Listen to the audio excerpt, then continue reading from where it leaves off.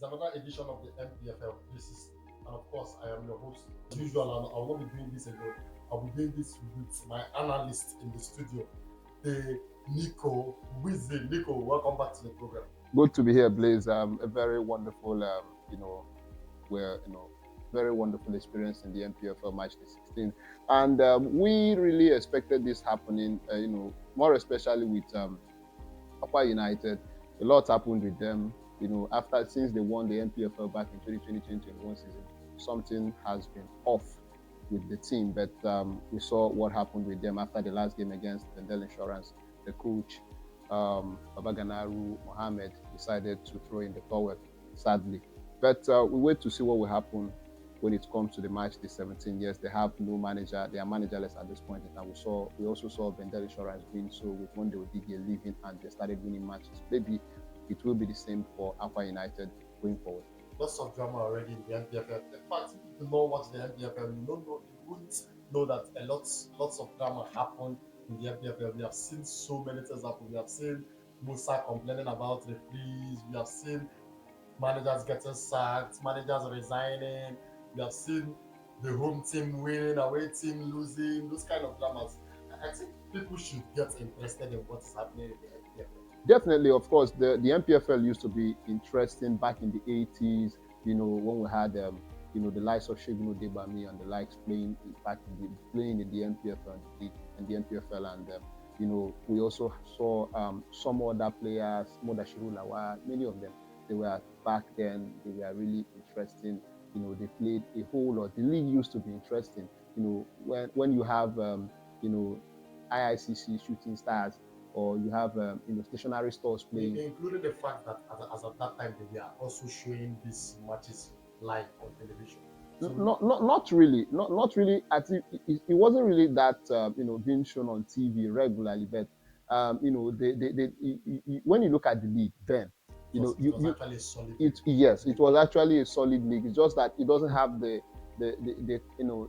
league wasn't really commercialized, because looking at what we have now and what we have then. But the thing is that people were glued to the league. People welcomed the league. Unlike now, when we have the Gen Zs, they prefer, you see somebody finding Manchester, talking about a certain Manchester United in England, far away in England, when you are from Enugu and you're supposed to be talking about Enugu Rangers. Let's go into the business of today. They're going to be looking at match day 17. The first match on our table is Lobby Stars versus Plateau United. Lobby Stars already have at their 20th on the league table. That's the bottom of the league table, right? And they lost their last match, and the match before that they won it, and they lost the match before that. They've been neither here or there this season, winning 4 this season and drawing 4, then losing 8 matches. You see Plateau United 15th on the league table. They have won 6 games. They have drawn 3, and they have also lost 7. What do you think will happen in this match? Already, when you look at the game, Lobby Stars Plateau United is a North Central derby, and when you look at it, it's still a very, very important game. Daniel Omokachi has been trying his best to do something positive with the team. When you come into a team that is not, that is not balanced, both mentally, physically, when you look at the players, Daniel Omokachi is for Lobby Stars, right? Yes, of course. He's surprised that a coach like Omokachi coaching a team and they are bottom of the table.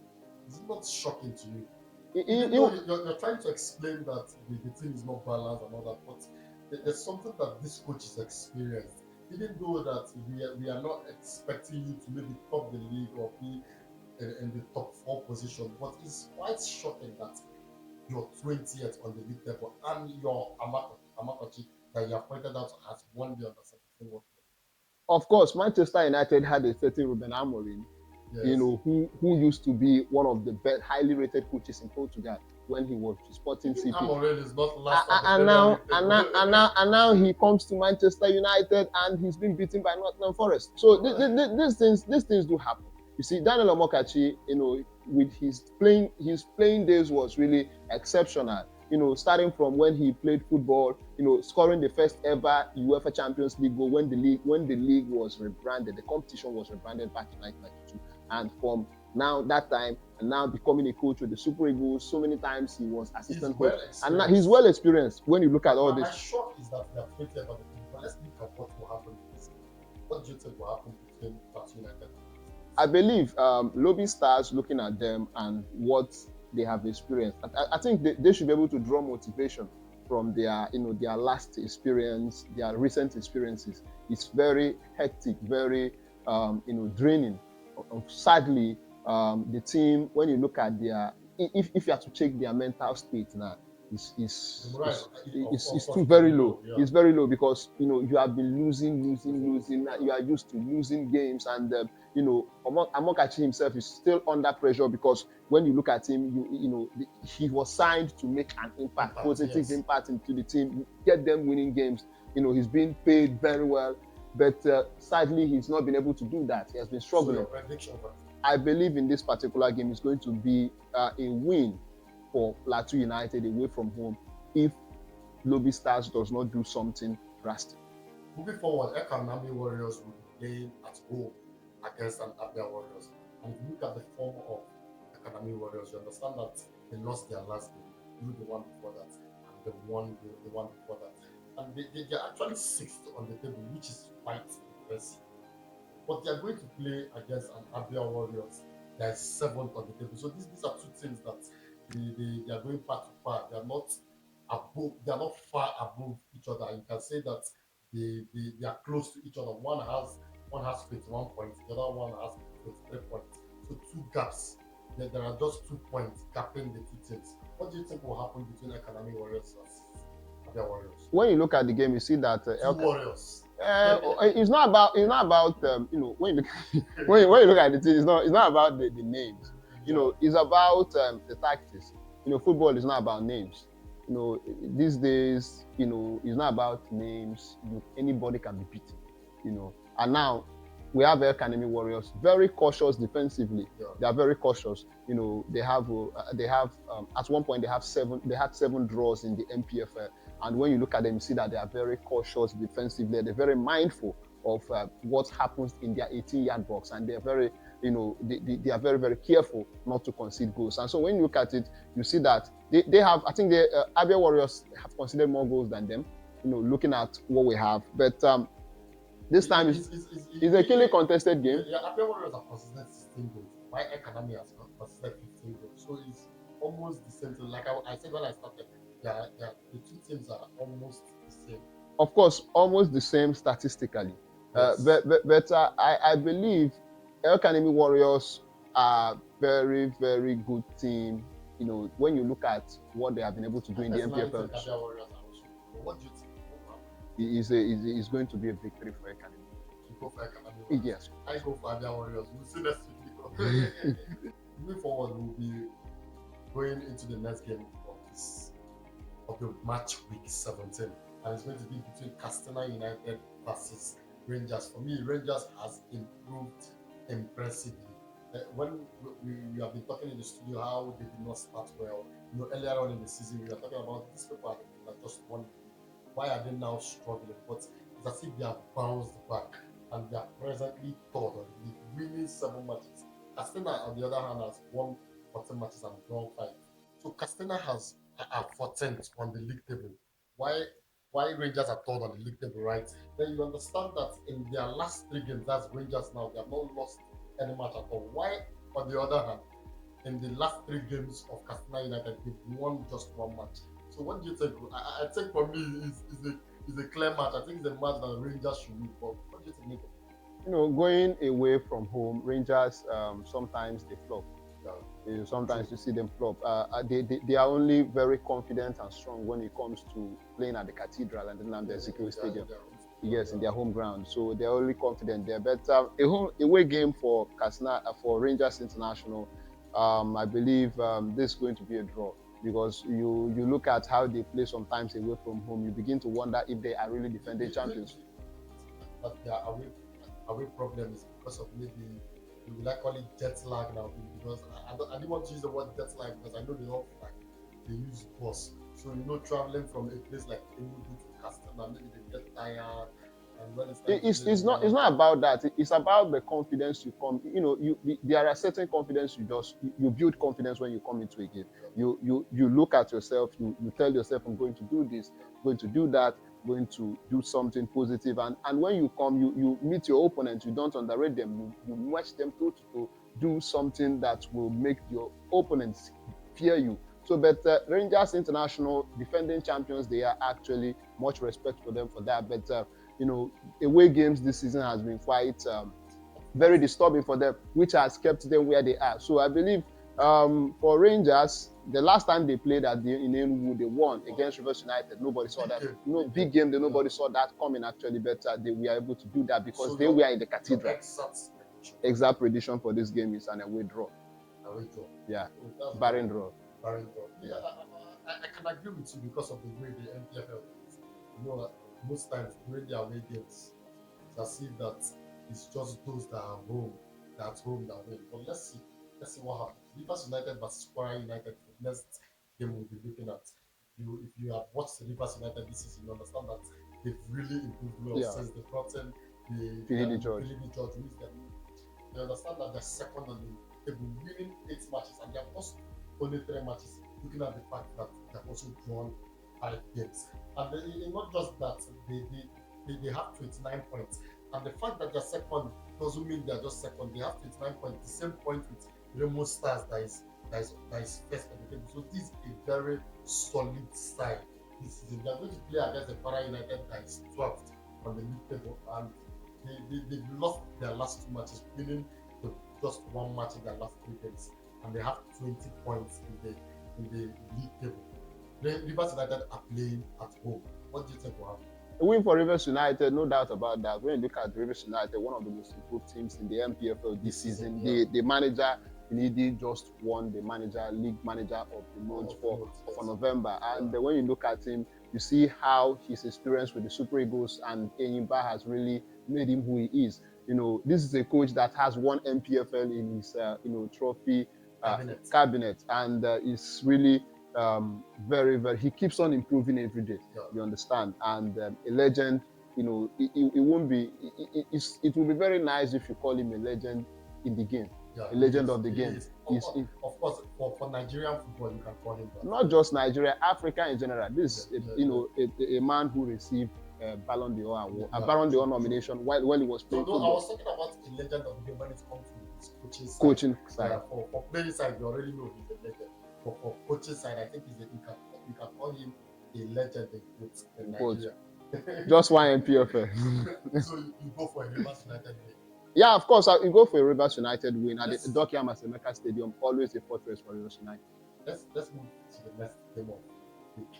You look at the next game of the week and you understand that it's between Ikorodu City versus Rainbow Stars. For me, it's a big game of the week because for me, I think Ikorodu City is another well-improved side. Yeah. They're on the top 4 and they have won 7 matches. Even though if you look at, I know they've lost 6 also, but remember that 6 they lost was during the time that they had the former coaching staff. But since they brought in this new coaching staff, it is as if that it is a new Ikorodu City. Even though I know that they lost their last game, they have 24 points already this season, and they're going to go against the Rainbow Stars. So who is Ikorodu City versus Rainbow Stars? What do you think? I believe this game is going to be a keenly contested game. When you look at the two teams, you see Ikorodu City, they have won 7 games this season. They lost 6. That was when they were trying to pick up. They just came into the league, new team, new league, new season, new players, new faces. Everything is new for them. Yes, and they just came in and they tried to make a name for themselves, which they are already doing. So yes, of course, exceptional, very good, accurate. But the game against Remo Stars is going to be a little bit disturbing. Big game, a little bit tough for them because Remo Stars already an established team in the NPFL already, but they are really poor travelers when you look at the situation. Their away form is not really going well. So I believe Ikorodu City playing in Lagos, which is their home front, they are going to do better than Remo Stars. I believe a narrow victory for Ikorodu City. You think Ikorodu City will win? Definitely. All right, let's look at the next match. Bayelsa United versus Aqua United. Aqua United has not really performed well this season. They're 19th on the league table. They're not performing well. 19th is just that. After Aqua United, then the next team is the team that's 20th on the league table. Yeah. So then you see Bayelsa United that is 10th on the league table. Bayelsa United have 5 wins. They have won 6 times and lost 5 times. Aqua United has won just 4 times. Won 4 times. The problem is that they have lost the whooping 8 times. Why Bayelsa United has 21 points? Aqua United has 16 points. What do you think will happen in this game? It's going to be a game of losers.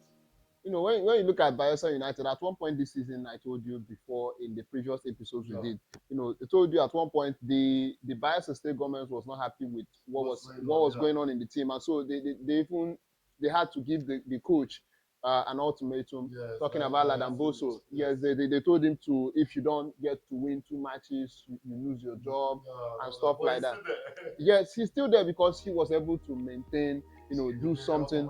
You know, yes, he was able to, you know, reach the target. But he's still bottom of the league table. Yes. Just by one. Yes, of course. And they are playing in Bayelsa, the Samson Siasa Stadium in Yenagoa. Very important, very important game for Bayelsa United. It's a home game. The home crowd in their support. Aqua United, 16 points, 16 games, 16 points. Not really good for them. The coach resigned just, earlier to yesterday after they drew that 1-1 draw against Pendel Insurance. Yes, Mohamed Baba Ganaru has left the team, sadly, and he feels he cannot continue, with what was happening in the team. He was with Gombe United. He got appointed in March this year, signed a contract that was to end at the end of the season. At the end of the season, he renewed. And I believe for that very game is going to be a win for Bayelsa United. All right. Moving forward, we have Hatman FC versus Pendel Insurance. Even though Hatman FC has 20 points this season, they have won 5 games and drawn 5. I don't think they're performing with the way I felt they would perform. Looking at the fact that they're a team that got into the Npfl by luck or by chance. But I think they got a good coach. And for me, they have not performed the way we expected with the hype of the new coach and the state government doing a press conference, unveiling the team and saying that they're coming to perform in the Npfl. But at the moment, they are 13th on the mid-table, and they're going to be playing against the Pendel Insurance that is also struggling, like 18th on the mid-table. They've lost 7 games already this season, and in their last 3 games, they've not really performed well. They've won 1 and not drawn 1. Why on the other hand, Atlan has lost. Atlan lost their last game and won the one before that. But between these 2 teams, the better team is Atlan FC, even though I think that they're not really going well this season. But what do you think will happen in this game? I believe it's going to be the game. The 2 teams will try to, maneuver each other. Yes, looking at Heartland FC of Owerri with what they have on ground, Emmanuel Amuneke is trying to do a great job there. But it's just when you look at the team, you also consider the kind of players that was given to him.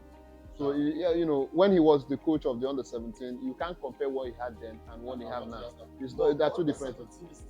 They're still kids that he was handling, and they're just talented kids that he scouted and found and brought them to the town, and he used them to perform wonders. This time around, you have, and you see they're not just good players, but they're players. I'm not saying the Heartland FC players are not good players, yes. but the under-17 boys back in 2015, the Victor Siemens and the Samuel Chukwueze, they were playing with some level of motivation as at them. The Heartland FC, I know, is not playing with any motivation. They are not. The mentality is still poor. Yes, they have won some games, important games they have won, and you see them. There are certain games they win, and you look at them, you say kudos. But they are not up to that level, which we expect them to be. They are not supposed to be in the NFL like chance they are here. Yeah. So I feel that maybe this season is the season for them to play. So who do you think will win the match? Pendel Insurance, a victory for them, narrow victory, away game. Definitely. All right, let's move forward. Shooting Stars versus Kano Pillars. So Shooting Stars versus Kano Pillars. Kano Pillars are the big boys of the Npfl. When you talk about the Npfl, goals that they score the big teams, even though that at the moment they're seventh on the league table, and they're going to be playing against the Shooting Stars that is fifth on the league table. Even though if you look at the goal scoring from, you understand that Shooting Stars has scored 14 goals, while Kano Pillars has scored 15. The only difference per se is that Kano Pillars has considered more. They have considered 18 goals, while Shooting Stars has not considered that much. They considered just 13. So these two games, there is a big game. What do you think will happen? I believe when you look at the two teams, Shooting Stars, you can as well call them 3SC of Ibadan. Of course, they're solid side. Yeah, a solid side because of the coach, Benga Gumbote, former Npfl winner with Rangers back in 2016. So you see this he's playing against an well experienced team that has Rabi Ali, Ahmed Musa, some big boys in the Npfl, highly dedicated players.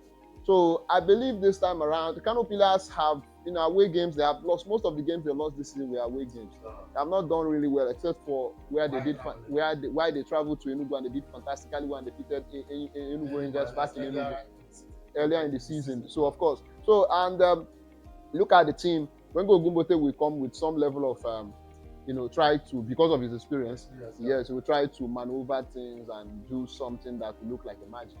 But at the end of the day, I know that Shooting Stars is winning this particular game. Because they are home. Yes, of course, the home front will be a motivator, a big motivation for them to win this very game. But I feel that let's move forward.